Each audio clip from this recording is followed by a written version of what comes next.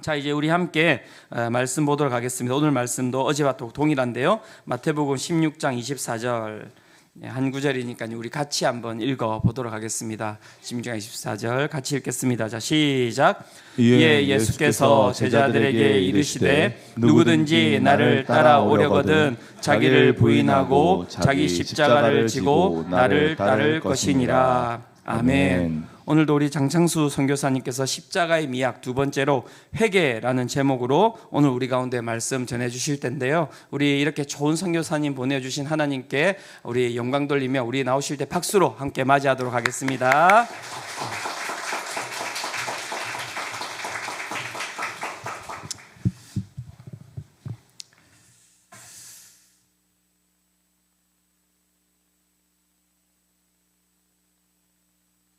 네, 여러분들 반갑습니다. 이렇게 연일 뵙습니다. 네, 교회 예배당이 예뻐서 그런지 진짜 이렇게 더 좋아 보이세요. 근데 어제 여러분들 같이 예배를 드리고 나서 좀 뭐 미의 기준이 좀 달라지셨는지 모르겠습니다. 뭐 이렇게 좀 투시력이 생겨서 이제 사람 마음속이 보이고 거기가 더 보이고 그러시는지 모르겠습니다. 근데 사실 저희가 좀 조심해야 되는 게요. 이게 사실 저희가 좀 거짓말을 좀 잘하는 것 같아요. 저도 이제 청년부 사역을 조금 뭐 주은성 목사님에 비할 건 아니지만 저도 이제 지역교회에서 사역할 때는 청년대학부를 주로 했었는데 좀 이게 연령대가 좀 있는 그 부서를 할 때 우리 그 자매들이 그런 얘기를 가끔 했었거든요. 저한테 이제 목사님 저는 얼굴 안 봐요. 이제는 이제는 안 봐요. 그러는데요. 그러니까 제가 얼굴만 빼고는 다 자신할 만한 형제를 소개했는데도 안 되더라고요. 그래서 제 생각에는 얼굴만 아직도 보고 있구나 이런 생각을 했던 적도 한번 있었습니다. 아마도 어제 이제 미학이라는 제 주제엔 조금 버거운 그런 고상한 단어를 쓰면서 여러분들에게 이제 십자가의 아름다움에 대한 이야기를 했었습니다. 십자가의 아름다움을 묵상하면서 그 안에 담겨 있는 사랑에 대한 이야기를 했었습니다. 어쩌면 하나님의 그 미학, 하나님의 아름다움의 기준이라는 것은 어제도 말씀드렸지만 당장 눈에 보이는 어떤 것이 아니고 그 내면에 담겨 있는 아름다움이 생명에 대해서 흐르는 것, 그것이 하나님의 아름다움의 기준이다라고 말씀을 드렸었습니다. 실제로 우리가 그 사무엘이 그 사울에게 사울을 하나님 버리시고 이제 다윗에게 기름을 부으라 명하셨을 때 하셨던 그 말씀을 기억하고 있습니다. 너희는 외모를 보지만 나는 중심을 본다라고 말씀하셨었습니다. 어쩌면 성경 곳곳에서 하나님은 끊임없이 스스로의 미학의 기준들, 내가 무엇을 귀하게 여기고 어디를 주목하고 있는지를 말씀하시는데 우리가 때때로 그것에 대한 것들을 좀 왜곡해가지고는 다른 것들에 더 마음을 빼앗겨버리는 경우들이 있는 것 같습니다. 하나님은 중심을 보시고요. 하나님은 늘 병환 없이 그 중심 가운데 뭐가 담겨 있는지를 보고 계시다라는 것입니다. 하나님 인간을 지으시고 참 좋다. 제가 좋아하는 표현인데요. 참 좋다라고 하셨습니다. 그리고 그때 인간과 하나님의 관계는 한 단어로 한번 표현해 본다면 동행이었습니다. 말 그대로 함께 정말 우리가 이 창조된 세계 안에서 하나님과 인간은 동행하며 같이 꿈꾸고 또 인간을 통해 하나님의 가장 소중한 일들이 이 창조 세계 가운데 이루어지는 것, 말 그대로 완전한 관계로서 함께하고 있었습니다. 그때 인간의 삶의 목적은요, 다른 것이 아니었습니다. 온전히 하나님의 영광을 나타내는 것이고 이 땅에 하나님의 뜻이 이루어지는 것, 그것이 타락 이전에 인간에게 있어서의 존재 이유였고 삶의 목적이었습니다. 그런 하나님의 이름이 거룩하게 나타나는 것, 하나님께 영광을 돌리는 것 가운데 인간은 삶의 목적을 삼고 살아가던 그런 아름다운 동행이 여러분 잘 아시는 것처럼 그렇게 시간을 저희가 이렇게 가늠할 수는 없지만 얼마 되지 않아서 그냥 성경 3장밖에 안 넘겼는데 이제 그 동행이 깨어지는 장면이 마음 아프게도 나옵니다. 인간의 배신이었죠. 하나님과 인간 사이에 설정해 놨던 어떤 관계의 상징이었던 그 선악과를 사단의 유혹 가운데 넘어가서 인간이 범함으로 인해서 이제는 인간과 하나님의 그 아름다운 동행이 깨어지고 그 동행은 의미가 사라진 그 비참한 상황 가운데 놓이게 되었다라는 것입니다. 어떻게 보면요, 가끔 그런 질문하시는 분들이 있어요. 그냥 그거 하나 따먹은 건데 이렇게 먹지 말라는 열매를 따먹은 그런 행위 하나 가지고 너무 결과가 처참한 거 아니냐라고 하시지만 여러분 다시 미학의 기준을 놓치시면 안 됩니다. 비록 눈으로 드러난 겉모습은 하나님의 금하신 그 열매 하나를 따먹은 것 같은 행위가 전부인 것 같지만 여러분 이미 문제는 뭐지요? 인간의 마음속에 그 중심에 하나님이 없습니다. 그리고 그 안에 누가 채워졌냐면 바로 내가 채워졌습니다. 이제는 하나님의 선과 악의 기준이 우리에게 중요한 것이 아니라 이제 내가 선과 악을 판단하는 존재로 신과 같은 존재로 살겠노라 다짐했던 그 결단이었기 때문에 그냥 눈으로 드러난 겉으로 드러난 행동은 열매를 따먹은 너무도 경범죄 같은 그런 행위였었지만 하나님의 시선은 중심을 향하기 때문에 그 마음속에 있었던 이제 하나님의 자리가 더 이상 없고 내가 가득하고 스스로 신이 되려고 했던 그 인간의 마음은 하나님 앞에서 충분히 죄인으로서 그 동행을 깨고 떠난 배신의 행동이었고 배신의 중심이었다라는 것입니다. 성경에서 여러분들 그 구약에서 하나님도 그렇고요, 신약에서 예수님도 뭔가 이렇게 중요한 대화를 하실 때 꼭 하시는 것 중에 하나가 질문하시는 거예요. 질문으로 다가오는 겁니다. 근데 그 질문은 대부분 그 질문에 대한 답이라기보다는 좀 다가서고 손을 내미는 경우에 질문들을 많이 하시는 것 같아요. 그래서 성경에 보면 그런 질문들이 쭉 나열되어 있습니다. 그것만 관찰해봐도 굉장히 흥미롭습니다. 근데 중요한 것은 그 모든 질문들 중에 첫 번째 질문이 있었습니다. 아마 여러분 뭐 성경을 많이 읽으시는 분들은 그거지라고 떠올리실 텐데 그 수많은 하나님과 예수님이 던졌던 저희에게 던지셨던 그 질문들 가운데서 첫 번째 질문이 있었습니다. 그게 뭐냐 하면 바로 이제는 그 동행을 깨고 초라한 모습으로 전락한 아담에게 다가가시면서 하나님께서 아담아 내가 어디 있느냐라고 말씀하시던 그것이 첫 번째 질문이었습니다. 여러분들 여기서 상상력을 좀 동원해 볼까요? 약간 장난기 있을 수도 있지만 하나님이 왜 그 질문을 하셨을까요? 아담아 내가 어디 있느냐? 정말 아담이 하나님의 낯을 피합니다. 동행하던 사이였어요. 너무도 당당하게 동행하고 같이 꿈꾸던 사이였어요. 근데 이제는 그 얼굴을 보니까 황급히 숨고 그 모든 관계 안에 불편함들이 있는, 그래서 낯을 피하여 숨었습니다. 아담아 내가 어디 있느냐라고 했을 때 여러분 아담이 설마 너무 잘 숨어서 하나님이 진짜 못 찾으시는 걸까요? 진짜 안 보인다. 얘 어디 갔냐? 뭐 여러분 이런 거겠습니까? 너 진짜 어디 갔냐? 여러분 그건 아니죠. 여러분 우리가 좀 생각해 보면 알 수 있습니다. 여러분 한번 곱씹어 봤어요. 그 하나님의 그 질문이 어떤 의미일까? 그리고 제게는 툭 이 문장이 떠올랐습니다. 못 찾으시는 게 아니죠. 그 한마디 아담아 내가 어디 있느냐라는 말 속에 담겨있는 의미는 이거였었습니다. 아담아 왜 내가 그런 모습으로 거기에 있느냐? 나의 형상대로 또 이 세상의 모든 것들을 맡긴, 그리고 기꺼이 기뻐하며 함께 동행하던 그 모습은 어디 가고 네가 왜 그런 모습으로 거기에 그러고 있냐라는 하나님의 마음, 하나님의 탄식이 이 질문 하나에 담겨져 있었다라는 것입니다. 어쩌면 당당했던 모습은 온데간데 없고 꿈꾸던 모습은 온데간데 없고 생존을 염려해야 되고 모든 두려움과 불안 가운데서 자기를 숨겨야만 되는 존재로 전락한 그 모습을 보면서 하나님은 마음이 아팠습니다. 나는 너를 그렇게 짓지 않았는데, 나는 너에게 그 정도의 모습을 기대한 게 아니었는데, 그런 하나님의 탄식. 근데 여러분 비극은 여기서 끝나지 않죠. 이제 죄의 지배가 시작이 됐거든요.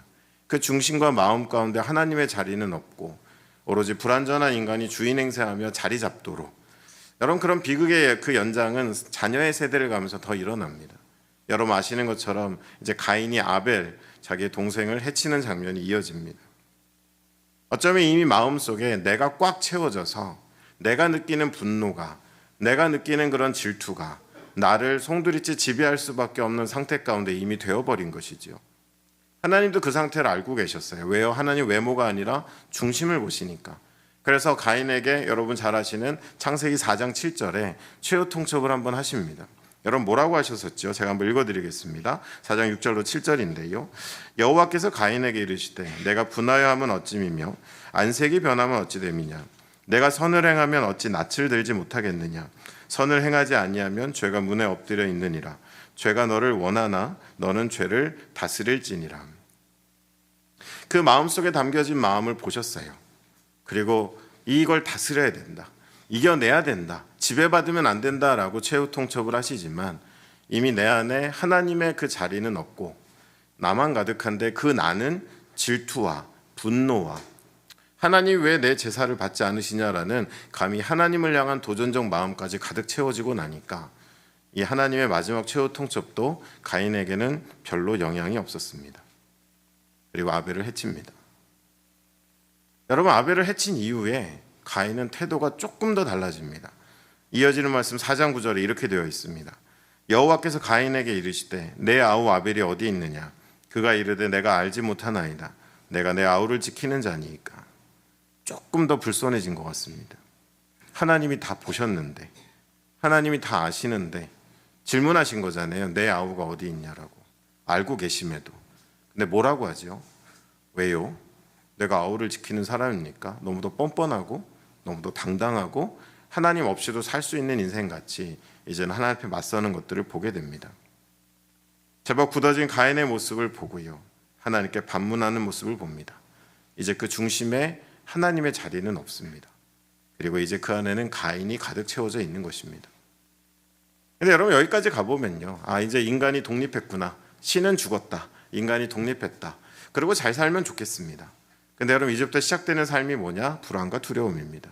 왜 그래요? 원리는 간단합니다. 이제는 하나님께서 우리를 돌보시고 우리와 함께 하셨지만 이제는 하나님의 부재 가운데, 하나님이 아니 계신 곳 가운데 인간이 스스로 자기를 보호해야 되고 인간이 스스로 나를 지켜내야 되고 나를 구원해야 되는 것. 여러분 그것이 괜찮은 자유 같지만 우리는 알고 있거든요. 세상에서 가장 믿을 수 없는 존재가 나라는 거, 가장 불안한 존재가 나라는 거. 그러니까 여러분 저는 가끔 이상해요. 하나님께 삶을 의탁하세요라고 말했을 때 그 삶을 내가 나를 쥐고 놓지 못하시는 분들을 봐요. 그럼 내가 되게 믿을만 해야 되잖아요. 근데 아니잖아요. 아침에 일어나서 거울에서 만나는 그 사람이 세상에서 내가 제일 못 믿을 사람이잖아요. 사람들에게 그냥 이렇게 가리고 살지만 뭐가 약점인지 알고 뭐가 한계인지 알고 어떤 죄를 감추고 있는지 알고 어떤 부분에 있어서 내가 진실하지 않은지를 너무도 잘 알고 있는데, 그러면 어떻게 보면 어느 정도 행운도 작동해서 여기까지 생존은 했는데 하나님에게 의탁하지 않은 채 그에게 나를 의탁한 이 불안한 삶, 바로 이제 가인으로 시작된 것입니다. 불안했어요. 두려웠어요. 당당한 척했지만, 내가 내 아우를 지키는 사람입니까? 당당한 척했지만 이제 바로 에덴의 더 동쪽으로 향하는 가인의 선택을 보면 알 수 있습니다. 가인이 이 당당함을 과시하고 나서 돌아서서 첫 번째로 했던 일이 뭐냐? 성을 쌓는 일이었습니다. 자기의 자녀의 이름 에녹을 따서 에녹성을 지었죠. 그리고는 그 성을 지은 이유는 뭘까? 곰곰이 생각해 보면 하나입니다. 이게 어떻게 보면 인류 문명의 출발점과 같은 의미를 갖는 사건인데요. 인간은 자기의 안전과 가치를 이제 스스로 지켜야 되거든요. 그러다 보니까 나의 안전과 가치를 지켜줄 수 있는 무언가가 필요했고 이제 사람들은 성을 쌓기 시작했습니다. 이제 그 성이 바로 오늘날 도시와 같은 문명의 출발점이 되는 거예요. 최선을 다한 겁니다. 적어도 믿는 거예요. 내가 지은 이 성 안에서는 나는 안전하고 나의 가치는 지켜질 거야 라는 생각을 하면서 사람들은 끊임없이 성을 쌓기 시작하는 그런 문명을 따라가기 시작했습니다. 그뿐만 아니에요. 이제 조금 발전하니까 누군가 지은 성에 들어가야 안전하대라는 이야기를 들으면 그 성에 들어가기 위해서 어떤 대가도 치르고라도 들어가야 되는, 결론은 뭐예요? 여러분 성을 사모하는 마음이 아니라 내 안에 있는 불안과 두려움이 동력인 거예요. 끊임없이 불안하니까요. 저와 여러분이 살아가는 시대로 한번 돌아와 볼까요? 저도 아직 장담은 못해요. 저희 아이 중에 대학을 친 사람이 없기 때문에, 대학 시험을. 근데 어제 말씀드렸잖아요. 약간 노안이라서 그렇지 아직 애들이 손주 얘기하시나 이러시면 안 돼요. 네. 근데 여러분들 아직 대학은 잘 모르겠어요. 근데 우리나라 같이 대학 시험에 떨어지고 나면 인생 다 끝난 것 같이 아이들이 낭망하는 나라도 별로 없거든요. 여러분 이유가 뭘까요? 우리는 서로에게 암시했어요. 대학이 성인 거예요. 거기 들어가야만 나의 삶은 안전하고 나는 가치 있는 존재가 되는 거예요. 근데 그 성에 못 들어갔잖아요. 그러니까 대학에 못 들어간 게 내가 서글픈 게 아니라 나는 안전하지 않고 내 인생은 나는 더 이상 가치 있지 않다라는 생각을 자동으로 하게 하는 거죠. 그래도 어떻게 대학을 잘 들어갔어요. 그 다음에 또 성이 하나 있죠. 직장이 있습니다. 직장에 떨어져요. 좋은 직장을 못 들어가요. 그럼 마음이 우울합니다. 왜 그럴까요? 성에 못 들어가서 그래요. 사람들이 들려줬거든요. 저 성에 들어가야 안전하고 나의 삶은 가치가 있다고. 도대체 이렇게 목에다 걸고 다니는 네모난 플라스틱이 뭐고 손에 들고 다니는 아이스 아메리카노가 뭐라고 그 사람이 지나가면 우울해서 울고 왜 이래야 되는가? 여러분 이유는 하나잖아요. 내 삶은 안전하지 않다. 나는 가치가 없다. 그래서 나의 불안과 두려움을 다스릴 길이 없다. 여러분 어느덧 그 성은 우리가 사는 시대 가운데도 지어져 있는 거예요. 여러분 인간은 그렇게 달려왔습니다. 하나님을 떠난 이후에 내 안에다 나를 채우고 세상 못 믿을 나를 채우고 불안과 두려움과 맞서며 그렇게 살아왔습니다.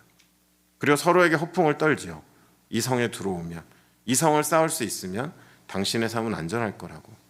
근데 왜 점점 우리는 더 강한 약을 찾고 점점 더 왜 정신질환을 호소하고 이제 제가 한 지역교회 가서도 얘기했지만 금요철 할 때 환우 명단이 확 뜨더라고요. 기도 인도하는데 뭐 유마티스 뭐 암 3기에서 막 한 페이지가 넘어가더라고요.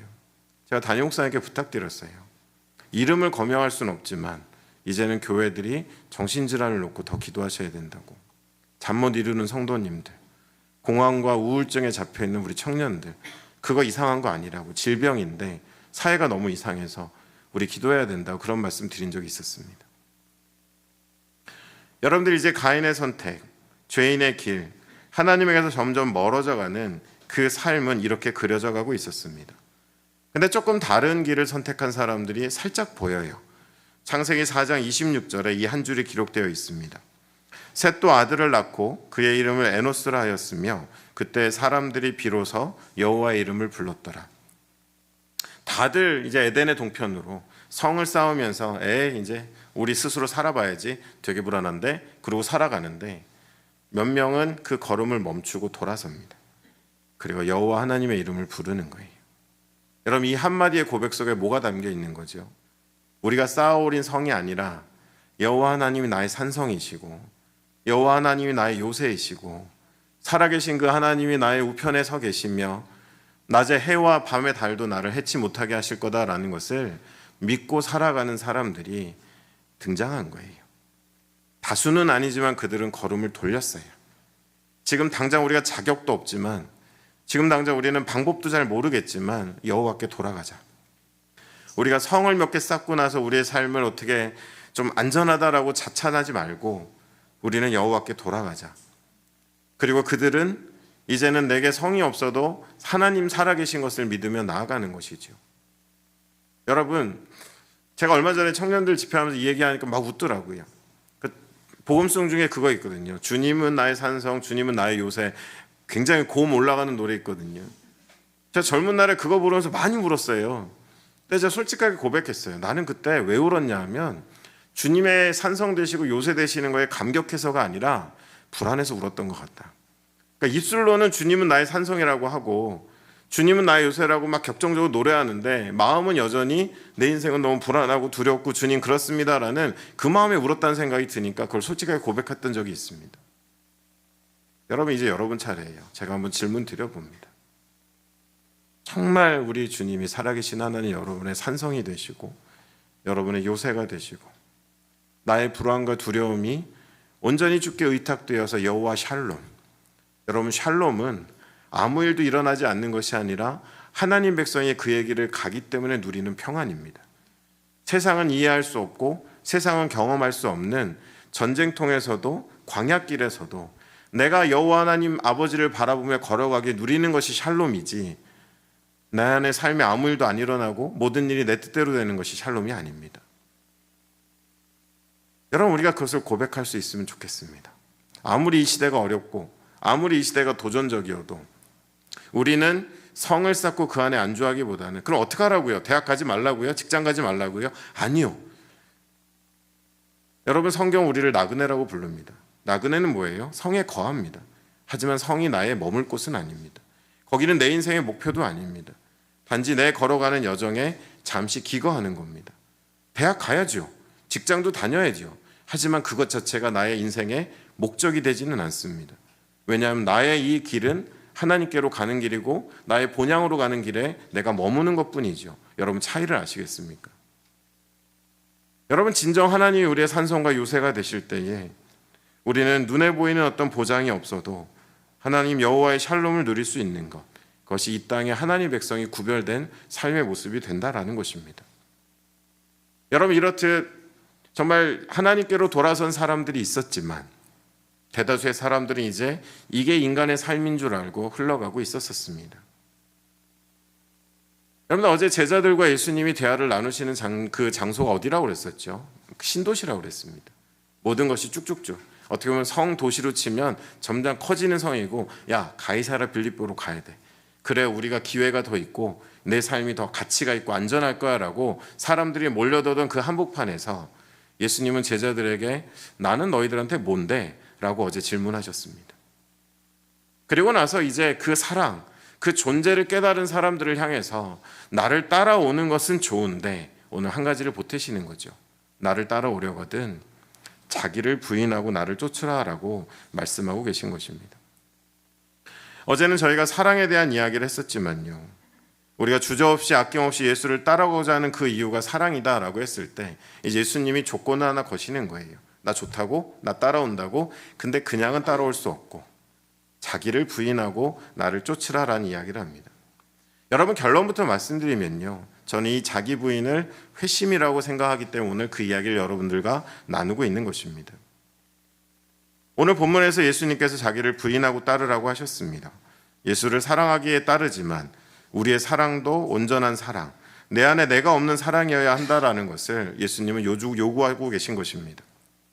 선악과에는 우리 중심에 하나님을 내몰고 나를 왕좌에 올려놓는 그런 사건의 이야기들이 있지만, 선과 악의 판단을 스스로 하는 삶을 선택하게 만들었었지만, 이것을 돌려놓아야만, 이것을 온전한 것으로 돌려놓아야만 이제 우리는 온전히 예수 그리스도와 하나하는 연합을 이룰 수 있고 그분을 따라갈 수 있다라는 이야기를 하는 것입니다.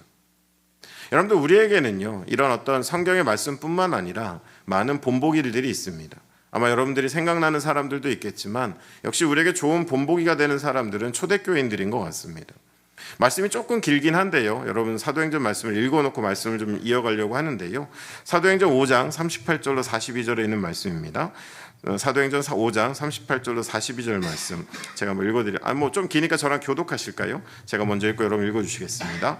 이제 내가 너희에게 말하노니 이 사람들을 상관하지 말고 버려두라. 이 사상과 이 소행이 사람으로부터 났으면 무너질 것이요, 만일 하나님께로부터 났으면 너희가 그들을 무너뜨릴 수 없고 도리어 하나님을 대적하는 자가 될까 하노라 하니, 그들이 옳게 여겨 사도들을 불러들여 채찍질하여 예수의 이름으로 말하는 것을 금하고 놓으니, 사도들은 그 이름을 위하여 능욕받는 일에 합당한 자로 여기심을 기뻐하면서 공회 앞을 떠나니라. 함께 읽겠습니다. 그들이 날마다 성전에 있든지 집에 있든지 예수는 그리스도라고 가르치기와 전도하기를 그치지 아니하니라. 아멘.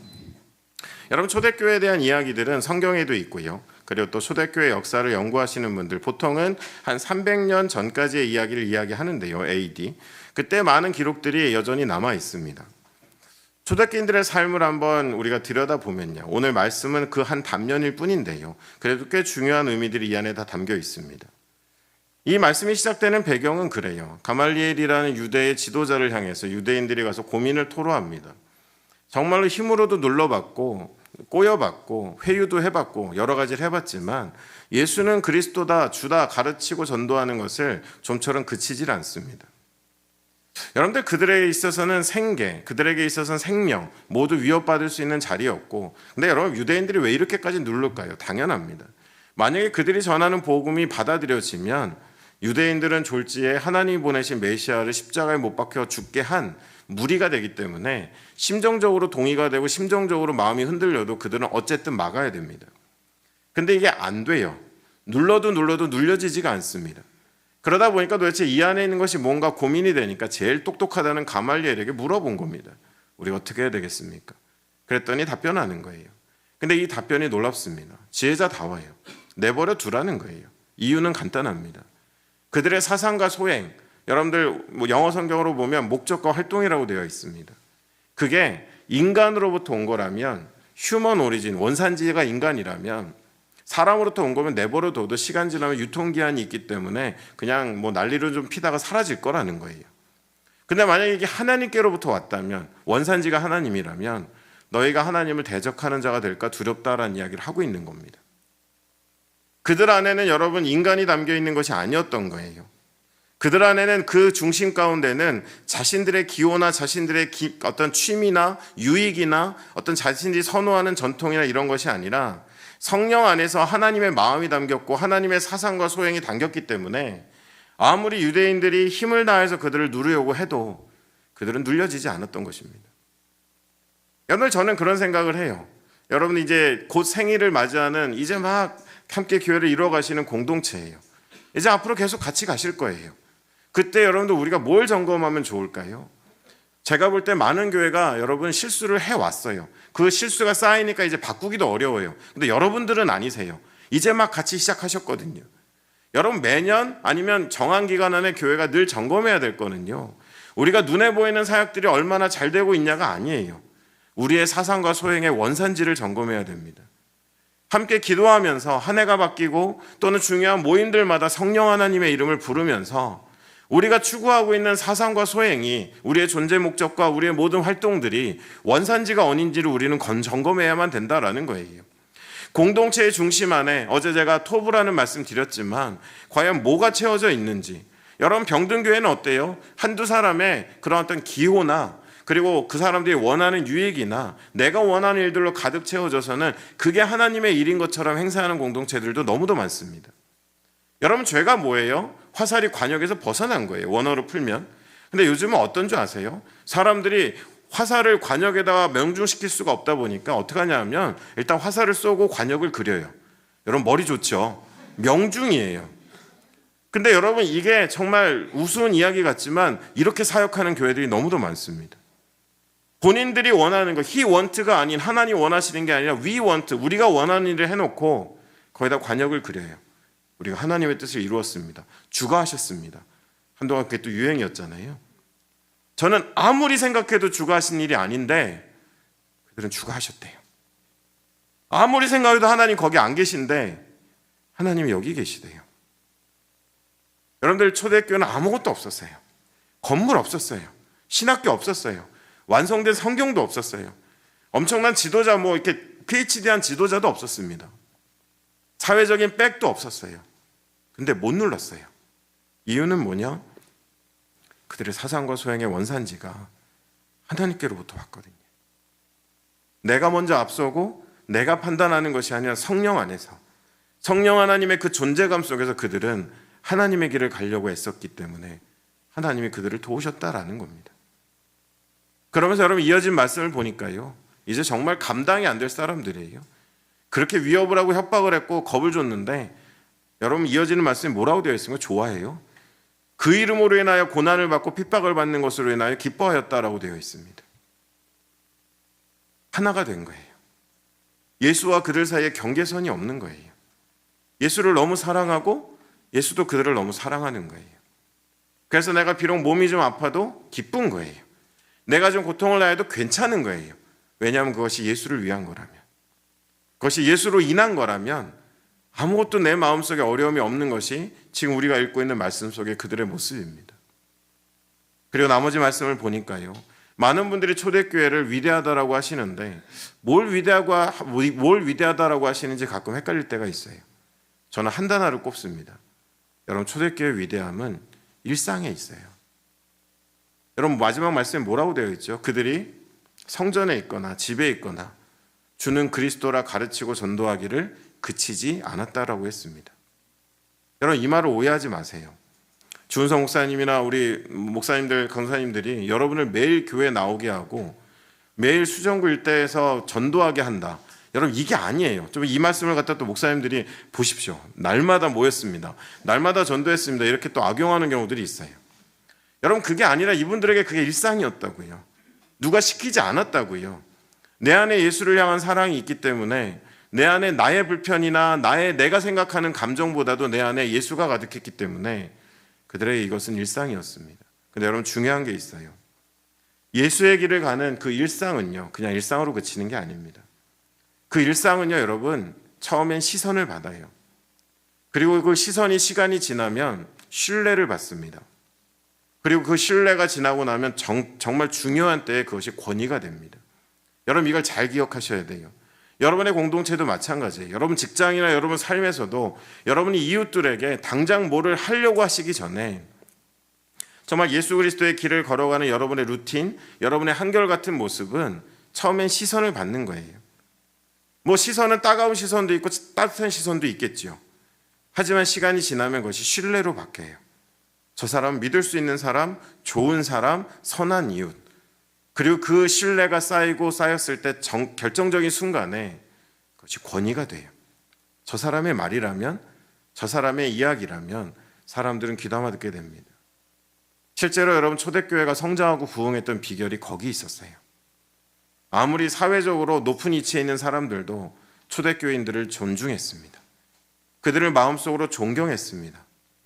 다신 사회 안에서 한 분 여호와를 섬기며 고난을 당해도 그들의 변함없는 모습은 처음에는 시선을 끌었고 나중엔 신뢰를 얻었고 그리고 결정적인 순간에 누군가에게는 권위가 되어서는 그들의 삶을 통해서 예수 그리스도가 증거되었다라는 것입니다. 여러분 오늘날 선교단체가 뭐 좀 다시 해보자고 막 모여가지고요. 많이 하는 말 중에 하나가 뭐냐 하면 복음을 선포해야 된대. 영어로 뭐 프로클레임이라고 하는데 복음을 선포하재요. 뭐 저도 좋습니다. 저도 선교단체 뭐 있으니까 같이 해야죠. 선포하자 이러진 않습니다. 선교단체가. 여러분 또 그렇게 생각하지 마세요. 그냥 모여서 기도하면서 우리가 선포해야 돼 이렇게 얘기합니다.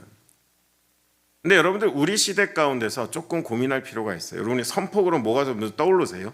뭔가 비장한 말투와 표정으로 그죠?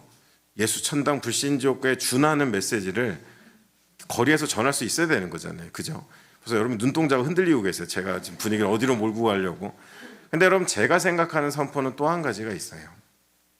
그것은 뭐냐면 여러분 변함없는 삶의 모습이에요. 세상이 그렇게 불안하고 두려운데 성 쌓기에 급급하고 평안을 누리지 못하고 살아가는 사람들의 한복판에서 알 수 없는 비밀의 평안을 누리며 한결같이 예수를 사랑하는 사람의 그 삶의 모습은 강력한 선포라는 거예요. 여러분 초대교회는 말로 전도하지 않았습니다. 그들은 예수 그리스도와 하나가 되어 그 중심에 예수를 담아서는 그들의 삶이 예수를 선포하는 그런 모습이었다라는 것입니다. 이런 아름다운 초대교회가 그런 여정 가운데서 참 이것이 영원했으면 좋겠는데요. 그 여정도 이제는 역사의 뒤안길로 사라집니다. 이제 기독교가 왜 그랬는지 모르겠는데 기독교를 갑자기 인정을 해주더니 또 조금 지나면서 기독교를 국교화하는 시대가 열립니다. 이제 제도적인 교회가 출몰하고요. 우리가 흔히 크리스찬덤이라고 말하는 중세 기독교의 역사가 시작이 됩니다. 그러면서 초대교회의 이야기들은 이제 역사책에 잘 등장하지 않는 뒷이야기, 무대 뒤의 이야기가 되어져 갔다라는 것입니다. 근데 여러분들 뭐 그 시대를 저는 나쁘게 생각하진 않습니다. 왜냐하면 우리가 지금 누리는 대부분의 기독교 문화는 바로 이 중세 유럽을 통해서 우리에게 전해진 것이기 때문에 어떤 면에서는 거의 기독교의 르네상스라고 할 만큼 중흥기라고 이야기할 수가 있습니다. 신학도 발전했고요. 어떤 문화적인 요소들 안에 모든 유산들이 대부분 중세 기독교에서 왔습니다. 다 좋았어요. 다 좋았습니다. 근데 문제는 단 한 가지 굉장히 치명적인 아픔을 저에게 전해주었습니다. 그것은 뭐냐면 회심의 변질이었습니다. 정말로 초대교회가 허술한 듯하여도 믿음을 검증하여서 그 안에 내가 없고 예수 그리스도가 있는 것들을 확인하고 그들 안에 공동체에 청하고 예배하였었는데 이제 중세교회를 들어오면서요. 뭐 콘스탄틴 황제라는 사람의 책임이 좀 있는데요. 이 사람 좀 정치적인 입지가 약하다 보니까 이 기독교에서 은혜 받은 건 맞는데 나를 전쟁에 이기게 하고 은혜 받았으니까 그 사람에게 세 가지가 필요했어요. 대중성, 확장성, 정치적 유익이 필요했습니다. 대중성을 확보하려다 보니까 태양신 숭배랑 막 기독교를 버무려 버렸고요. 확장성을 이야기하다 보니까 막 상도 주고, 그러니까 말 잘 듣는 사람들한테는 교회 나와 성도 돼. 그럼 내가 그 공무원이면은 승진시켜주고 사람이 황금을 줄게. 실제로 그랬습니다. 근데 또 말을 안 들어요. 그럼 이교도라고 막 죽였습니다. 여러분 이러면서 굉장히 확장됐어요. 그리고 정치적인 유익이 있어야 되다 보니까 교황은 황제를, 황제는 교황을 서로 인정해주면서 말 그대로 진짜 그것이 좋은 방향으로 흘러갔으면 좋았지만 교회와 정책 국가는 그릇된 방향의 파트너로 서로를 공존하는 상생관계가 되었습니다. 여러분 제가 이 딱딱한 말씀을 드리는 이유가 있어요. 그러면 중세교회가 그랬대. 회심이 변질했대. 이제는 문턱을 낮춰서 아무나 교회에 오고 실제로 여러분 역사책을 들여다보면요. 이 중세교회가 시작된 지 얼마 되지 않았는데 벌써 기독교인이라는 존재들에 대한 비판과 욕설이 적혀있는 기록들이 막 쏟아지기 시작합니다. 그렇게 아름다웠던 초대교회와 달리 이제는 교회를 다니는 사람들이 혐오의 대상이 되고 사람들의 삶에 피해를 주는 존재가 되는 그 기록들이 이미 쏟아져 나오기 시작했어요. 이유는 뭘까? 회심의 변질입니다. 그 마음속에 여전히 내가 가득한데 교인이 되는 겁니다. 여전히 내 안에 내가 가득한데 얼마든지 교회 안에서 누릴 걸 다 누릴 수 있는 시대가 열린 겁니다. 그러다 보니 회심하지 않은 사람들이 교회를 채웠고 채워진 그 구성원으로 인해서 교회는 점점 더 변질되어져 갔습니다. 로마서 1장 28절에 이런 말씀이 있습니다. 또한 그들이 마음에 하나님 두기를 싫어하며 하나님께서 그들을 상실한 마음에 내버려 두사 합당하지 못한 일을 하게 하셨으니, 마음에 하나님이 없으니까 내가 원하는 일을 해야 되는 거고 내 안에 있는 내가, 그리고 그들은 하나님에게서 점점 멀어져 가는 것, 이제는 어찌 보면 하나님 앞에서 참 통제 불가능의 모습들, 가인의 모습이 연상되는 그런 사람들이 출몰하기 시작했다라는 것입니다. 근데 여러분, 이 영향이 중세교회에서 끝나지 않았다는 거예요. 안타깝게도 지금 저와 여러분의 시대에 너무도 깊숙하게 선명하게 전달됐습니다. 여러분, 중세교회가 이제 회심이라는 그것을 다룸에 있어서 그 당시에 교회의 용어는 언어는 라틴어였는데요. 선택한 단어가 있습니다. 파에니텐티아라는 단어를 선택했어요. 안 외우셔도 돼요. 저도 지금 막 틀리잖아요. 그 파에니텐티아라는 단어를 여러분 라틴어를 선택했는데 이 말이 뜻이 괜찮습니다. 저는 탁월한 선택이었다고 생각해요. 의미는 이거예요. 신의 은총으로 죄를 고백한다라는 뜻입니다. 그래서 여러분들 그 당시에 교회 지도자들은 아직은 좀 덜 맛이 갔는지 그들은 하나님의 은총, 하나님의 은혜가 아니면 우리는 죄를 해결할 수 없다라는 믿음 때문에 이 단어를 선택한 겁니다. 여러분, 괜찮은 선택이잖아요. 근데 여러분, 교회 안에 자꾸 누가 밀려와요? 회심의 변질의 어떤 산증인들이 교회를 채우다 보니까 교회가 변해가면서 놀라운 일이 일어나는 게 이 강조점이 옮겨갑니다. 신의 은총에 찍혀있던 그 강조점이 죄를 고백하다로 옮겨간 거예요. 신의 은총은 그냥 흐릿한 전제가 돼버렸고 구체적인 행위는 죄를 고백하다로 옮겨갔습니다. 그러다 보니까 교회가 이제 어떻게 이해했어요? 회심을, 죄의 문제 해결을 우리가 마음속에 불편한 것들을 입술로 고백하면 그 자리에서 죄가 해결된다라고 생각한 거예요. 여러분, 오늘날에도 남아있는 제도 있잖아요. 가톨릭의 고해성사 제도 같은, 다 뿌리가 거기에 있습니다. 근데 여러분, 정말 우리는 이거로부터 자유로운가요? 여러분, 저도 어제도 잠깐 얘기했지만 저는 회심한 건 대학교 때지만 중고등학교 때도 이제 아버님이 장로님이셔서 수련회를 갔습니다. 가야 해요. 안 가면 순교를 당하기 때문에 가야 합니다. 그래서 수련회를 가면 그래도 교회 짬밥이 있으니까 대강 프로그램이 어떻게 흘러갈지 다 알고 있는 중학생이었습니다. 첫날 저녁에 이제 목사님 앞에 전사님 막 설교를 하세요. 저도 나름 열심히 들었습니다.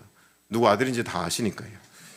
그래서 나름 제 마음속에서는 지금 여기 영혼은 딴 데가 있는데 듣고 있었습니다. 설교가 끝날 때쯤에 갑자기 불을 끄시더라고요. 그리고 갑자기 타이밍 딱 맞게 우리 건반이 감성이 가득 찬 음악을 딱 연주해 주시더라고요. 진실의 방이 아니라 회개의 밤이 왔구나 이런 생각하면서 때가 왔구나 생각했습니다. 아니나 다를까 우리 전사님 우리 회개하자고 그때가 왔구나. 그래서 또 이제 저도 기도를 시작했습니다. 어렸을 때 배운 게 죄를 고백하는 거니까요. 그래서 조목조목 하나님께 불편한 것들 다 말씀드렸어요. 하나님 죄송합니다. 제가 생각해보니까 잘못한 게 맞네요. 그리고 그날 밤에 이제 나름의 회개를 했습니다. 둘째 날 저녁 집회가 진행되고 있었어요. 전사님의 그 설교가 끝날 때쯤 되니까 갑자기 불이 또 꺼지더라고요. 그리고 어제와는 다른 음악이지만 더 진한 음악으로 건반이 연주를 하기 시작했습니다. 회개의 밤이 또 찾아왔습니다. 그래서 제가 정말 여러분들 생각해보세요. 중학생이 수련회를 갔는데 감히 하루 만에 죄를 지면 얼마나 지었겠어요. 그렇잖아요. 근데 이제 회개는 또 해야 돼요. 전사님 왔다 갔다 하시니까. 또 장로님 아들이니까. 그래서 여러분, 제가 진짜 이렇게 기도했어요. 하나님, 제가 어제 다 말씀드렸는데 오늘 한 번 더 말씀드리겠습니다. 그리고는 기억나는 죄들을 다 끄집어내서 고백했습니다. 그리고 수련을 다녀왔고 용돈을 좀 받았습니다. 근데 여러분들, 제가 조금 편안하게 풀었지만 이렇게 믿고 있는 분들 되게 많거든요. 그냥 우리가 좀 마음 불편할 때 우리 입술로 그 죄를 몇 가지를 say sorry, I'm sorry. 저 유감입니다, 하나님. 이러고 나면 그 죄는 이제 해결이 됐다. 그러고 나니까 여러분, 우리에게 돌아온 부메랑이 뭐죠? 교회 다니는 사람들 세상 나와서 지 하고 싶은 대로 살다가 주일날 교회 가서 얼마 전에도 여러분 더 글로리라는 드라마 인상적인 장면이 있었죠. 그 목사님 따님이 아주 학폭 가해자한테 당당하게 얘기하지 않습니까? 나는 다 회개했어. 난 천국 가. 그랬더니 그 문동은이라는 주인공이 하는 이야기 있지 않습니까? 여러분 그런 인식이 그게 과장된 게 아니라는 거예요. 여러분 근데 진짜 그게 회개고 회심입니까? 우리가 그냥 마음 찝찝할 때 친구에게 메시지 보내듯 누군가에게 전화하듯 차 한잔 마시듯 하나님 앞에 그렇게 몇 가지 고백하고 나면 우리의 죄가 해결되는 것입니까? 여러분 좀 거슬러 올라가 봤어요. 그럼 신약 성경에서 회심은 무엇인가? 쓰여진 단어는 메타노이아였습니다. 그 메타노이아라는 단어의 의미는 좀 달랐습니다. 메타노이아의 의미는 이거예요. 성찰을 통해 자신의 생각과 말과 행동 그리고 삶의 목적을 바꾸는 것이라고 되어 있습니다. 돌아서는 거거든요. 내가 가던 길에서 돌아서는 게 회심입니다. 나로 가득 채워진 나를 하나님으로 채우고 예수로 대신하는 것이 회심입니다. 그것은 성령의 역사입니다.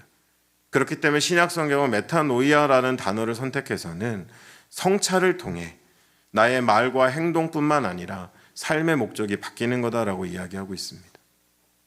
여러분 다메섹 도상에서 바울이 회심한 장면을 기억하시죠? 사울이 바울이 됐습니다. 그냥 과격했던 사울이 착한 사울 된 것이 아니라 더 이상은 그리스도인들을 괴롭히지 않는 자기의 행동을 자제한 사울이 된 것이 아니라 이제는 이방을 위한 하나님의 택한 그릇으로 삶의 목적이 변화되었고요. 그는 하나님을 위해 내 삶이 어떻게 드려져야 될지 아는 그런 하나님 백성으로서의 삶을 시작하게 되었습니다. 여러분 바울이 되시라는 얘기를 하는 것은 아닙니다. 하지만 적어도 우리가 돌아섰다면, 우리가 내 안에 있는 나를 부인하고 돌아섰다면 그저 그것이 잠깐 하나님께 say sorry 하는 것이 아니라 우리의 삶의 목적에 수정이 일어나야 되는 것이고 삶의 우선순위에 변화가 일어나야만 된다라는 것입니다. 조금 더 거슬러 올라가 봤습니다. 과연 이 메타노이아라는 단어는 히브리 단어에서 어떤 거에서 왔을까? 아람어로 타부, 히브리 말로 슈브라는 말에서 왔습니다. 여러분 이 고대 근동 언어의 학자들이 이거를 굉장히 좀 길지만 편하게 푼 문장이 있어요. 제가 읽어드릴게요. 의미가 뭐냐면요, 신이 인간에게 맡긴 사명을 깨닫고 처음 인간의 깊은 곳에 심은 신의 DNA를 회복하라라는 의미예요. 여러분 구약 성경에서 회개는 늘 돌아오라였거든요. 하나님 말씀하시는. 근데 그게 그냥 교회를 안 다니다 교회를 다니는 게 아니고요. 지금 여기에 이 슈브라는 말의 의미처럼 신이 원래 인간에게 심은 그 DNA를 회복하라는 거예요. 그러니까 맨날 여러분 우리가 회개하고 회심하면서 창세기 3장까지 갔다가 다시 또 돌아오고 또 3장까지 갔다가 아니라 우리가 어디로 돌아가야 돼요? 창세기 1장으로 돌아가야 되는 거예요. 하나님 처음 지으신 때에, 동행하시던 때에, 참 조차하시던 때에 인간에게 두신 가치와 통해 이루시기 원하셨던 그 바램과 하나님과의 우리 안에 동행 가운데 같이 꿈꿨던 것들이 비로소 우리의 삶에 우리의 DNA 가운데 회복되는 것, 그게 돌아오는 것이고 그것이 하나님 말씀하시는 회심이다라는 것입니다. 여러분 이러한 일들이 우리 가운데 일어나는 것, 그것이 진정한 회심이라는 거예요. 오늘날 여러분 이것은 성령의 역사입니다. 우리가 그냥 결심하고 다짐한다고 되는 것은 아니에요. 성령 하나님이 도와주셔야 돼요. 성경을 돌아가 볼까요? 여러분들 흙무더기에다가 하나님께서 어떻게 하셨죠? 생기를 불어넣으니까 그가 인간이 되었다라고 했습니다. 우리가 하나님 백성으로 하나님의 그 이미지를 닮은 하나님의 사람으로 살아가려면 우리 안에 뭐가 채워져야 되냐면 하나님의 성령이 채워져야 되는 거예요. 그래서 여러분 하나님의 영이 임하시면 뭐 이상한 은사가 아니라, 어제도 제가 말씀드렸지만 뭐 대학 너 어디가 이런 거 알려주는 게 아니라 여러분 성령은 정체성이라고 말씀드렸어요. 그래서 내가 누군지 눈이 떠지는 거예요. 내가 이렇게 살 사람이 아니네. 내가 이런 꿈을 꿀 사람이 아니네. 내가 여기다 성 하나 지어놓고 만족하고 살 사람이 아니네. 이 땅에 성이 나의 삶의 목적이 되고 이게 하나님의 축복이라고 말하면서 교만 떨고 살 사람이 아니네라는 것들이 성령이 충만하면 충만할수록 눈이 떠지는 겁니다. 깨달아지는 겁니다. 내 안에 나는 작아지고 내 안에 하나님이 점점 커져서 내가 나를 통제하고 지배하는 것이 아니라 하나님이 나를 다스리기 시작하는 것. 여러분 성령은 정체성이에요. 오직 성령이 너희에게 임하시면 너희가 권능을 받고 예루살렘과 유대와 사마리아 땅끝까지 이른다고 했습니다. 여러분 또 선교단체 많은 분들이 이 말씀 가지고 설교하면서 좀 왜곡해 왔어요. 제가 고백할게요. 여러분 여기서 말하는 권능이 뭘까요? 땅끝까지 가는 권능이 뭘까요? 뭐 완전 슈퍼 히어로가 되는 겁니까? 성령 받으면 복음 뭐 앞도 안 가려 나는 스페셜 포스 뭐 이런 겁니까? 아니더라고요. 저도 10수년 넘게 사역하고 말씀을 들여다보고 현상을 보니까 진짜 권능은 따로 있더라고요. 그 여러분 뭔지 아세요? 여러분 다 갖고 계세요. 그럼 그건 뭐냐 하면 정체성이에요. 제가 알고 있는 가장 강력한 단어가 여러분 뭔지 아세요? 이니까예요. 어린 시절에 저희 집이 좀 어려웠을 때 그때 시절 사진 보니까 저희 어머님의 옷은 맨날 똑같고 저희 옷은 맨날 다르고 저희 어머니 옷에서는 계절을 알 수 없는데 제 옷은 계절을 반영하는 그 사진을 보면서 아버님이 월급을 얼마를 갖다 줬다는 얘기를 제가 들으면서 기함하는 줄 알았어요. 그 돈을 어떻게 사셨어요? 저희 어머니 그거 모아서 집도 사셨거든요, 나중에. 어떻게 사셨어요? 그런데 저희 어머니 답변은 간단했습니다. 엄마니까 그렇게 힘들지 않았다는 거예요. 니네가 좋은 옷 입는 게 더 좋았다는 거예요. 여러분, 이니까는 강력한 단어입니다. 왜 제자들이 복음을 갖고 멈추지 않았을까요? 나는 예수를 사랑하니까. 나는 예수의 증인이니까. 나는 하나님 백성이니까. 여러분, 이전에 제가 존경하던 목사님이 있었어요. 청년부 때. 청년부가 너무 커졌어요. 여러분, 그러면 교회가 축복해줘야 되잖아요. 질시하기 시작했어요. 자기의 공화국을 만든다. 독재적으로 한다. 온갖 낭설들이 막 쏟아져 나올 때 제가 대학부 회장이었거든요. 교회가 참 좋아요, 그죠? 저 같은 사람 회장도 시켜주고. 근데 여러분, 대학부 회장이었는데 제가 하루는 너무 답답해 찾아갔어요. 목사님한테. 목사님, 억울하지도 않으시냐고. 하지도 않은 얘기, 하지도 않은 짓을 막 사람들이 얘기하는데 억울하지 않으시냐고. 지금도 기억나요. 목사님 한마디 하셨어요. 평소에 목사니까 성도님들과 싸울 수는 없다는 거예요. 죄송합니다. 지금 얘기는 아니, 옛날 얘기예요. 우리 또 주은성 목사인데 제가 괜한 올문을 씌우면 안 되니까. 어제 못 들으셨어요? 목사니까 참으세요 이러시면 안 됩니다. 그냥 제 시절의 얘기예요. 근데 여러분, 그 이니까라는 말이 생각보다 세더라고요. 저와 저희 아내도 비록 저희도 순회 사역을 하느라고 여러분에게 막 감동을 줄 만큼 사진을 띄울 만한 사역 현장은 아닙니다. 저도 뭐 아프리카에도 좀 있고 그러면 여러분들 중에 마음이 짠해서 저 선교사님 후원해야 될 텐데 이럴 텐데, 네, 전 강남역 사무실에 있고 가끔 여행을 갑니다. 뭐야, 나보다 좋은 데 있잖아, 여러분 막 그러실 거예요. 그래도 여러분들 지난 12, 13년 아내와 같이 걸어온 길엔 정말 뭐 간증할 게 너무 많습니다. 근데 그 고비고비마다 저희를 붙들어줬던 건 한마디였습니다. 우리가 비록 이 땅에 시간을 보내고 살아가지만 우리는 선교사니까. 가난한 게 마땅한 거고 남들보다 누리지 못하는 건 당연한 거니까. 여러분, 이러한 것들이 정체성이라는 거예요. 여러분, 이 시대를 뭘로 이기시겠습니까? 은사요? 아니면 재정이요? 아니요. 여러분의 교회가 성령 충만하여서 사단이 곳곳에 거짓을 심고 우리의 믿음의 뿌리를 흔들어 놓으려는 수많은 도전을 해와도 우리가 함께 예배드리면 우리는 하나님 백성이니까, 우리는 하나님의 자녀이니까, 우리는 하나님께 속한 자이니까 라고 여러분이 함께 고백하고 여러분을 함께 나아가실 수 있다면 여러분, 사실은 사단은 할 수 있는 게 별로 없습니다. 여러분, 영적 전쟁의 근본은 그거거든요. 아이덴티티를 흔들어 놓는 거예요. 정체성을 헷갈리게 만드는 거예요. 여러분, 기억 안 나세요? 예수님에게 처음 사단이 와서 걸었던 시험이 뭐죠? 네가 하나님의 아들이라면 하나님의 아들의 정체성을 왜곡하려고 듭니다. 에이, 돌 정도는 떡덩이로 바꿔야지. 예수님 뭐라고 하시죠? 아니, 말씀을 이 땅에 이루는 게 하나님의 아들이거든. 여러분, 모든 영적 전쟁의 실체가 그래요. 그런 의미 가운데 여러분, 성령 충만이 능력이고요, 그것이 우리 안에 내가 아닌 하나님을 채워가게 만든다라는 것입니다. 실제로 오순절의 성령 강림도, 우리나라에 있었던 평양 대부흥도, 얼마 전에 미국에 있었던 에즈버리의 그 부흥 운동들도 보면 여러분, 공통점은 뭐예요? 내가 없어요. 내가 하고 싶은 마음대로 하지 않습니다. 나의 자리는 이제 물러나고 다시 그 자리에 예수가 서 계신 것, 그것이 부흥이고 진정한 회심이다라는 것입니다. 여러분, 제가 영적 전쟁을 말씀드리면서요, 사실 이걸 좀 끼워 넣었어요. 원고를 다 써놓고. 제가 조금 두려움이 있어서 그래요. 요즘 제가 아무래도 저는 주로 이런 설교를 하는 횟수보다는 선교학교에서 강의하는 횟수가 더 많습니다.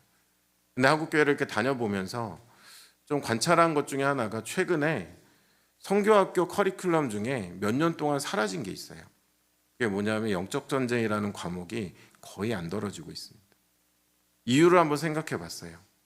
그랬더니 두 가지 중에 하나더라고요. 영적으로 무지해졌거나, 두 번째로는 너무 영적 전쟁을 막 선교지에서 무슨 어둠과 싸우고 막 귀신 쫓고 이런 걸로 만들어 버리더니 들을 때 신났는데 그게 여러분하고 무슨 상관이 있겠어요 지금. 그러다 보니까 아예 사람들이 그것에 관심을 두지 않는 거예요. 다루지도 않더라고요. 근데 여러분 기억하십시오. 아까 영적 전쟁이 뭐라고 그랬어요? 정체성을 흔들어 놓는 거라고 그랬습니다. 우리의 마음에 다른 거를 채우는 거라고 그랬습니다. 그럼 여러분과 제가 자유롭지 않은 영적 전쟁이 있어요. 마이클 고인이라는 사람이 현대사회의 3대 우상을 포스트 모던 물질주의 소비주의라고 했습니다. 좀 딱딱한 말이지만 제 설명을 들으시면 그냥 쉬워요. 이야기로 들으세요. 여러분 3대 우상이에요. 3대장입니다. 근데 이 친구들이 따로 활동하지 않아요. 기가 막힌 팀워크를 합니다. 1번 타자, 2번 타자, 3번 타자 순번이 딱 정해져 있습니다. 1번 타자는 포스트 모던이에요. 그냥 간단하게 말씀드릴게요. 절대적인 게 없다는 시대예요. 무엇 하나도 절대적인 게 없어서 다 모든 것이 무너져 내리고 있어요. 여러분 그러한 상황 가운데 사람들이 잠시 자유를 누려요. 근데 그 자유는 곧 불안을 소환합니다. 그러니까 사람들이 이제 뭔가 기댈 걸 찾습니다. 그때 2번 타자가 등장해요. 뭐죠? 물질주의입니다. 내가 뭔가 능력이 있고 내가 뭔가 할 수 있다라는 나의 존재감에 도움이 되는 무언 기댈 거를 찾다가 사람들은 물질에 집착하기 시작합니다. 그리고 마지막 대장이 등장해요. 바로 소비주의인데요.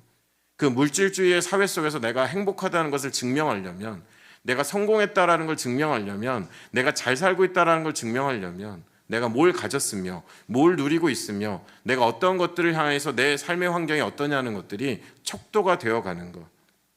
근데 여러분 더 놀라운 건 이 다음에 그런 삶을 소비의 트랙에 살아가는 사람들의 마음에는 아버지의 사랑이 없습니다.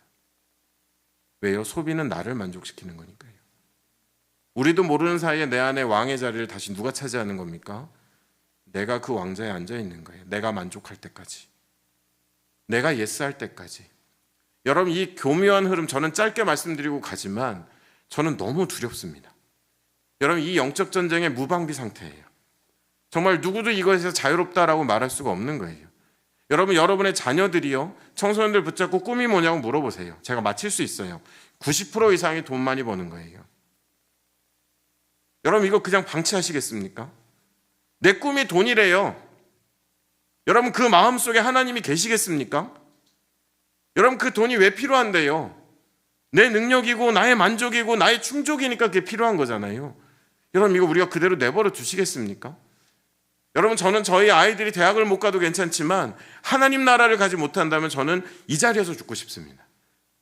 여러분 이 영적 전쟁의 교묘한 것들, 마지막 시대를 우리가 놓쳐서는 안 된다는 거예요. 여러분 어제 제가 그런 말씀 드렸어요. 하나님의 음성, 정말 창조 때 울려 퍼졌던 참 좋다라는 음성이 요한복음 12장에 예수님을 향해서 내가 너로 향해서 영화롭게 되었다라는 말씀으로 다시 울렸다라고 했습니다. 오늘은 좀 부정적인 말씀 드려볼게요. 여러분 아까 초라하게 숨었던 아담을 향해 하나님 뭐라고 하셨습니까? 내가 어디 있느냐? 의미는 뭐라고요? 내가 왜 그런 모습으로 거기에 있느냐? 여러분 마지막 시대에 우리를 믿음의 뿌리를 흔들어 놓으려고 하는, 우리의 주인을 바꿔놓으려고 하는 영적 전쟁 가운데 여러분 그것을 바벨론 시스템이라고 해요. 성경에서 모든 바벨론은 힘을 모아 하나님을 대적하는 힘의 연대거든요. 근데 여러분 그 마지막 장면이 계시록 18장에 나와 있는데 여러분 한번 읽어보겠습니다. 계시록 18장 1절로 5절 말씀인데요, 제가 한번 읽어보겠습니다. 이후에 다른 천사가 하늘에서 내려오는 것을 보니 큰 권세를 가졌는데 그의 영광으로 땅이 환하해지더라. 힘찬 음성으로 외쳐 이르되 무너졌도다 무너졌도다 큰 성 바벨론이여, 귀신의 처소와 각종 더러운 영이 모이는 곳과 각종 더러운 가증한 새들이 모이는 곳이 되었도다. 그 음행의 진노의 포도주로 말미암아 만국이 무너졌으며 또 땅의 왕들이 그와 더불어 음행하였으며 땅의 상인들도 그 사치의 세력으로 치부하였도다 하더라. 또 내가 들으니 하늘로부터 다른 음성이 나서 이르되 내 백성아 거기서 나와 그의 죄에 참여하지 말고 그가 받을 재앙들을 받지 말라. 그의 죄는 하늘에 사무쳤으며 하나님은 그의 불의한 일을 기억하신지라. 여러분 마지막 때 어떤 소리가 울려 퍼진다고요? 내 백성아 거기서 나와라. 그럼 바꿔 말하면 네가 왜 그런 모습으로 거기에 있느냐? 그럼 동일한 말씀이에요. 하나님의 탄식이에요.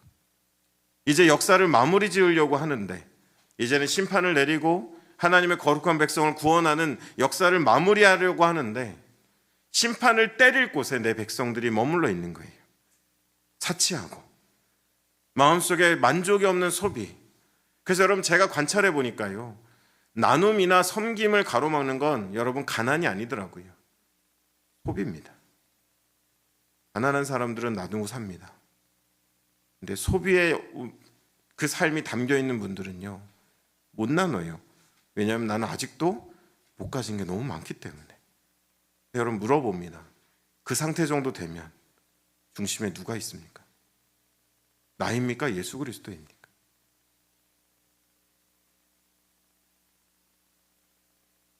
여러분들 한병철 씨, 철학자 한병철 씨가 쓴 아름다움의 구원이라는 책의 이야기를 좀 말씀드리면서 오늘의 이야기를 좀 결론을 지어보려고 합니다. 그분이 그런 이야기를 했어요. 오늘날에 우리가 현대인들이 모두 잃어버린 아름다움은 숭고함이라고. 여러분 기억하시나요? 제가 첫날 어제 숭고미라는 미가 있다고 그랬어요. 좀 구별되는 이유는 인간의 속성을 거스르고 신에게 한 발 내딛는 그 아름다움을 숭고미라고 말씀드렸습니다. 한병철 철학자도 현대인들은 그 숭고함이라는 것을 잃어버리고 산다고 해요. 이유는 있습니다. 숭고함이란 아름다움은 그 재료가 좀 마음에 안 들어요. 인내, 희생, 수고, 눈물, 이 모든 것들이 버무려져야 숭고란 아름다움이 되거든요. 그래서 현대인들은 어떤 아름다움을 추구하느냐? 매끈매끈하고요, 달콤한 걸 좋아한다는 거예요. 여러분 근데 그분의 말이 이렇습니다. 제가 그 책을 다 인용할 필요는 없지만 숭고라는 단어는, 숭고라는 아름다움은 어떤 힘이 있냐면 사람의 자아를 변화시키는 힘이 있다는 거예요. 근데 우리 안에 모든 거친 것, 불편한 것들을 제하여 버린 매끄러움은 사람들의 자아를 더 강화한다는 거예요. 오늘날 많은 사람들이 여러분들 자기의 셀카를 찍고 셀피를 찍고 자기 얼굴을 비춰보는 일에 굉장히 많은 시간을 쓰는 거는 외모에 대한 관심이 아니라 존재에 대한 불안감이에요. 나를 끊임없이 확인하는 거고 나를 끊임없이 존재하도록 만들려는 노력이라는 거예요.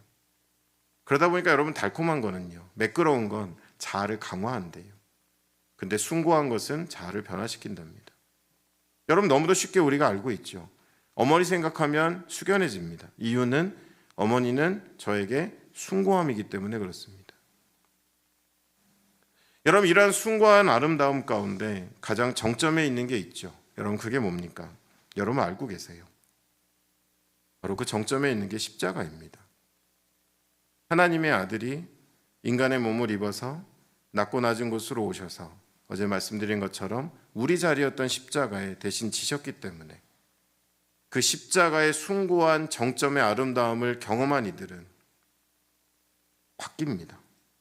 그리고 자기를 부인하고 이제는 내 안에 예수가 산다라고 회심하고 돌아서서 예수 그리스도의 길을 따라가게 되는 거다라는 것입니다. 여러분 매끄러운 것은 자아를 강화시킨다고 그랬잖아요. 다행입니다. 수정빛 교회는 1년도 안 되셨으니까. 근데 제가 다녀보니까요, 너무 답답한 게 20년을 교회 다니고 30년을 교회를 다녔는데 점점 인색해져요. 신앙의 연수를 더해가는데 점점 사람이 표독해져요. 양보할 수 없고 나만 알아요. 이기적이에요. 그럼 여러분 그분이 들은 복음은 뭡니까? 아마도 우리에게 불편한 꺼끌꺼끌한 거를 다 갈아내고 듣기 좋고 받을 만한 매끄럽게 만든 그 왜곡된 복음만 듣고 20년, 30년을 살다 보니까 예수를 믿는 사람들이 인색하고 예수를 믿는 사람이 이기적이고 예수를 믿는 사람이 요만큼도 용서하지 못하고 살아가는 모습들을 보게 되더라는 거예요. 여러분 수정빛 교회에 선포되어지는 말씀은, 또 여러분이 믿고 붙잡고 살아가는 그 복음은 비록 매끄럽진 않지만 가끔 불편하지만 수고하고 애쓰고 눈물 흘리며 탄식하고 정말 예수 그리스도밖에 없다라는 것을 함께 나누며 함께 가꾸어가는 숭고함이 그 안에 담겨있는 참된 복음이시기를 간절히 축원드립니다. 그 십자가가 우리를 멈춰 세웠거든요. 에덴의 동쪽을 향해 성싸우며 가던 우리를 멈춰 세웠거든요. 그리고 그 숭고함이 우리를 돌이키게 했거든요. 예수님 오늘 그 말씀하시는 거예요. 나를 따라오려면 자기를 부인하라고. 그거는 잔말 말고 따라오라는 기분 나쁜 이야기가 아니라 내 안에 내가 있어서는 나를 따라올 수 없기에 돌아서서 너의 마음 가운데 온전히 예수 그리스도를 닮고 하나님께 나아가자라는 말씀을 하고 계신 것입니다. 여러분, 끝으로 이 말씀 드리고 싶습니다. 회심은요, 삶을 구성하는 소재가 달라지는 게 아니에요. 그냥 내 시간에 교회 다니는 시간이 좀 추가되고 그런 게 아닙니다. 삶을 지탱하는 전제가 달라지는 것입니다. 소재의 변화가 전제의 변화를 의미하지 않지만 전제의 변화는 소재의 변화를 시작합니다. 우리의 전제가 달라지면요, 내 삶을 구성하는 것들이 점점 달라지고, 그것은 우리를 어느 순간인가 숭고하게 만들어서는 감히 나 같은 인생을 통해 변화되고 회심하는 인생들이 나오게 하는 것, 그것이 하나님 우리를 향한 계획이다라는 것을 여러분 꼭 기억하셨으면 좋겠습니다. 이제 우리 한번 같이 찬양하고 잠시 기도하도록 하겠습니다. 우리 여호와께 돌아가자라는 찬양입니다. 여러분, 이 돌아가자라는 말은요, 하나님에겐 너무 중요한 이야기였었습니다. 회심, 그냥 다짐이 아니고요, 입술의 고백이 아닙니다. 떠밀려가는 에덴의 동편으로 향하는 무리에서 이탈해서 이제는 돌아서서 여호와 이름을 부르며 주님이 우리의 산성이 되신다라고 고백하는 것입니다. 우리 찬양 함께 부르신 뒤에 잠시 주님 앞에 기도하도록 하겠습니다.